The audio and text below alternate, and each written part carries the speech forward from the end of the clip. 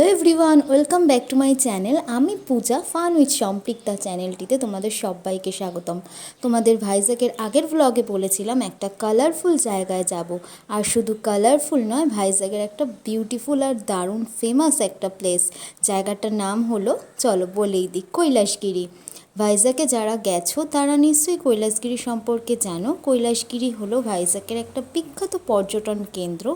এই কৈলাসগিরিতে দুভাবে যাওয়া যায়, একটা হলো রোপওয়ে আর একটা হলো বাইকার বা বাসে। কিন্তু আমরা বাসে যাচ্ছি।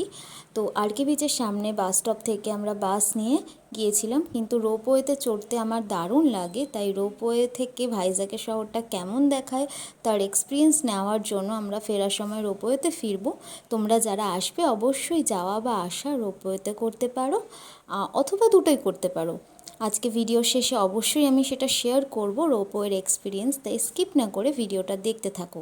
এখন আমরা কৈলাসগিরির একদম টপে চলে এসেছি, আর টপ থেকে ভিউটা দেখো কি অসাধারণ লাগছে। আর এখানে জলের কালারটা দেখো, যদিও একটু ঝাপসা লাগছে কারণ তখন অলরেডি বিকেল গড়িয়ে সন্ধে হতে চলেছে। তাই চলো এখন ঝটাপট কৈলাসগিরি পার্কটা তোমাদের ঘুরে দেখাই। কৈলাসগিরি বলতেই প্রথমে যেটা মাথায় আসে সেটা হলো শিব পার্বতীর একটা দারুণ সুন্দর মূর্তি আছে এখানে। আর আছে টয় ট্রেন, বিভিন্ন ধরনের ফুলের গাছ, রোপওয়ে ও সুন্দর একটা সাজানো পার্ক। বিশেষত বাচ্চারা এখানে আসলে খুবই মজা পাবে। সেই কারণেই তো সম্পৃক্তাকে নিয়ে সমুদ্রের ধারে কিছুক্ষণ থেকেই আমরা কৈলাসগিরিতে চলে আসলাম। সম্পৃক্তার সাথে সাথে আমরাও খুব এনজয় করেছি। আমরা এখন কোথায় যাচ্ছি? পার্কে। পার্কে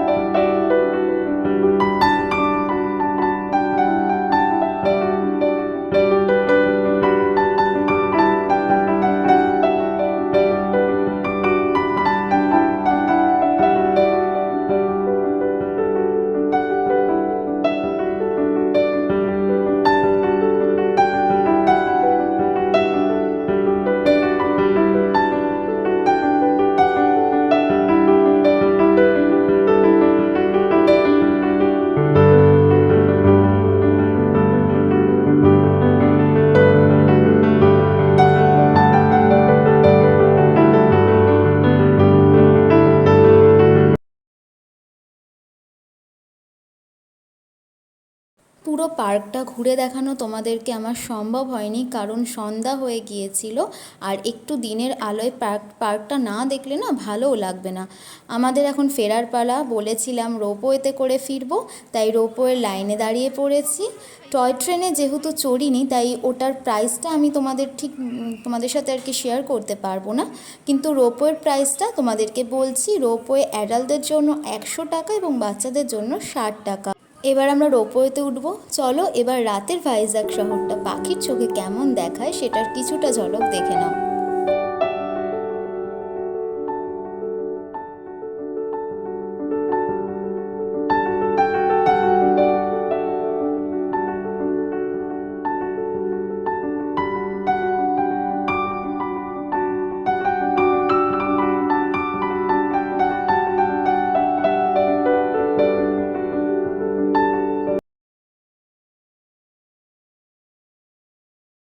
দোল পূর্ণিমার দিন ছিল, তাই চাঁদটা লাগছিল খুব সুন্দর।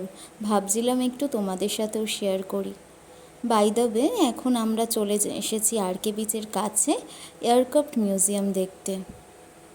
আর এখানে সম্পৃক্তা খুব বায়না করছিল কিছু একটা নেবে কিছু একটা নেবে, তো এই বাবলগুলো কিনে দেওয়া হয়েছে ওর জন্য। তো ওর বাবা ওর সাথে একজন খেলছে দেখো। আরকে বিচের কাছেই আছে সাবমেরিন মিউজিয়াম আর এয়ারক্রাফট মিউজিয়াম। এই যে দেখতে পাচ্ছ, এটা হলো সাবমেরিন মিউজিয়াম, তার ঠিক উল্টো দিকেই আছে এয়ারক্রাফট মিউজিয়াম। যেহেতু ঘড়িতে প্রায় রাত 8টার মতন বেজে গেছিলো, তাই একটা জায়গায় ঘুরে দেখব, তারপর যাব সোজা হোটেলে।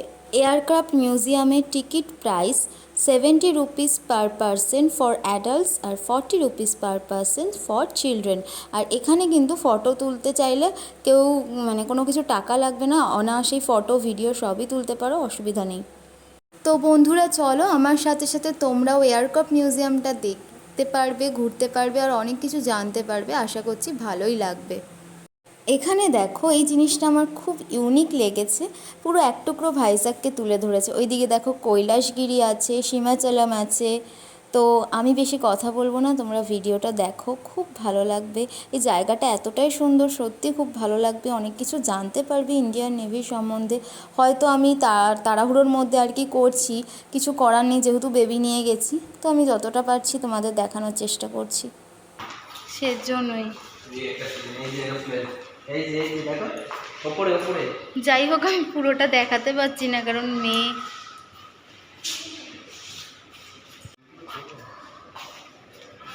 এটা রকেটের। এখান থেকে পুরো না পুরো ভিউটা।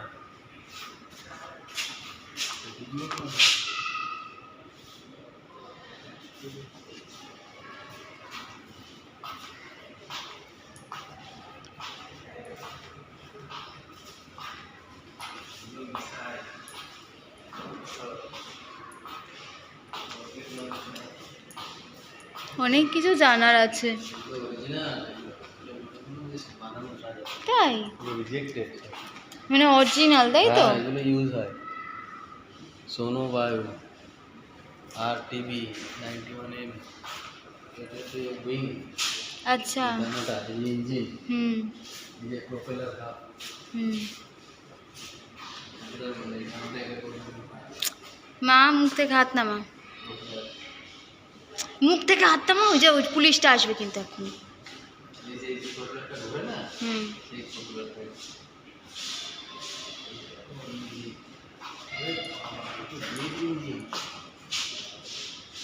হ্যাঁ, এটা তো সত্যিকারেরই মনে হচ্ছে।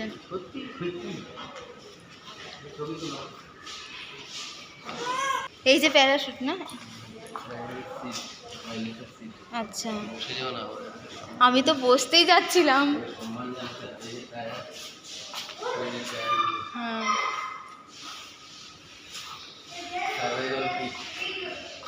বাবা এইসব থাকে, oxygen cylinder.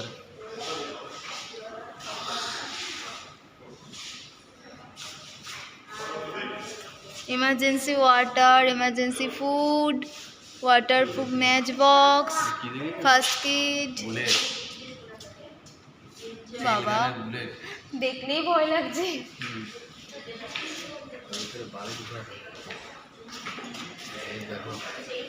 Knife, machine knife, cement knife. ইয়ে করা থাকে।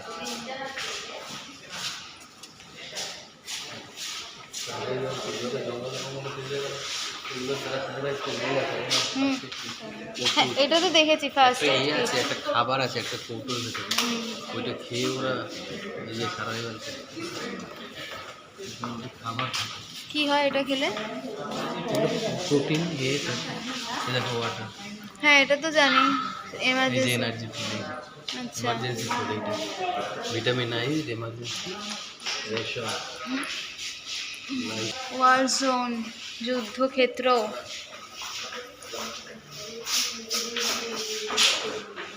সাবমেরিনে ফেলে দিয়েছি। হুম, এই যে এইটা, এই জিনিসটা আচ্ছা। এই যে দেখি দেখি দেখি কি কি কি। দাঁড়া দাঁড়া, এখানে দাঁড়া। হ্যাঁ হ্যাঁ, দাঁড়া, কোমরে হাত দে, কোমরে হাত দে।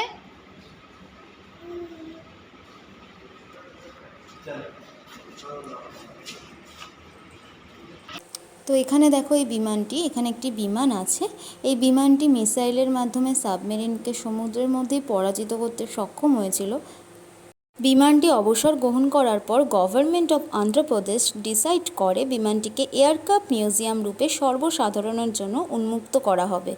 আর এই যে আমরা যে এয়ার কাপ মিউজিয়ামে দেখলাম এত কিছু, ওখানে গিয়ে শুধু দেখার পর আমি বাইরে বেরিয়ে এটাই আমার মাথায় এসেছে যে ইন্ডিয়ান নেভি, আর্মি, এয়ারফোর্স প্রত্যেকেই দেশের জন্য যারা লড়ছে তারা কত কঠোর পরিশ্রম করছে, তারপরে গিয়ে কিন্তু আমরা সুখে শান্তিতে ইজিলি থাকতে পারছি। তো আর কথা বাড়াবো না, তোমরাও দেখতে থাকো যে একটা এয়ারক্রাফটের মধ্যে কি কি থাকতে পারে। বাবারে কত সত্যি কত কিছু জানতে লাগে ওগুলোর জন্য। না তো দেখেই গোলক দাদা মনে হচ্ছে, আর এরা এখানে কাজ করে।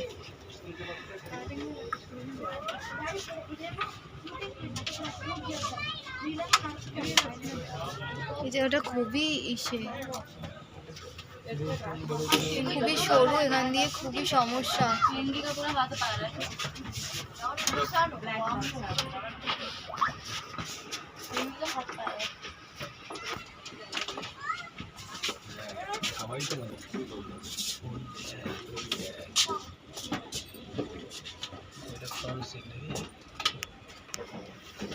আমরা এখন এই যে এয়ারকাপ থেকে বেরিয়ে যাচ্ছি। তো ভিডিওটা কেমন লাগলো অবশ্যই আমাকে কমেন্ট করে জানাবে, আর ভিডিওটা ভালো লাগলে লাইক, কমেন্ট, শেয়ার করবে, আর সাবস্ক্রাইব করতে কিন্তু একদম ভুলো না। সাবস্ক্রাইব করে কিন্তু বেল আইকনটা প্রেস করে নেবে। আর আমরা এখন চলে যাচ্ছি হোটেলে, দেখা হচ্ছে নেক্সট ভিডিওতে।